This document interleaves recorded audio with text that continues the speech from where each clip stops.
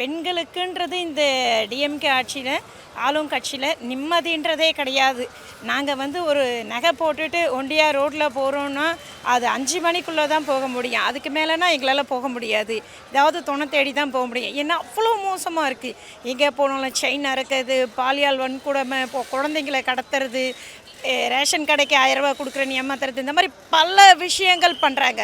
இது 4 மாதத்தில் நம்ம ஆட்சி முடிய போகுதுன்றதுனால இப்போ வந்து முதலமைச்சர் காப்பீடு திட்டம், முதலமைச்சர் உதவித்தொகை 3 லட்சம் ரூபாய் உடனடியாக தரோம், முதலமைச்சர் ரேஷன் கார்டு வீடு தேடி வருதுன்றாங்க. வீடு தேடி வராங்க. அப்புறம் நாங்கள் நடக்க முடிஞ்சவங்க வீட்டுக்கு போனோம், கடைக்கு போனால் கடை பூட்டிகிட்டு இருக்கு. கேட்டால் முதலமைச்சர் திட்டத்தில் போயிருக்காங்க, உங்கள் ரேஷன் கடைக்கு தேடி வரோம் போங்கன்னு சொல்கிறாங்க. ஆனால் இது வரைக்கும் அந்த மாதிரி எதையுமே நடந்ததில்லை. ஆரம்பித்ததோடு சரி, பெண்களுக்கு 38% வாங்கி கொடுத்தாங்க. இது வரைக்கும் அந்த சதவீதத்தில் எதுவுமே நடைமுறைக்கு வந்ததில்லை. இனிமேலாவது அதை நடைமுறைப்படுத்துங்க. இந்த முதலமைச்சர் இருக்கிற வரைக்கும் இந்த நாடு உருப்படாது, நாங்களும் உருப்பட மாட்டோம், இந்த உலகமும் உருப்படாது.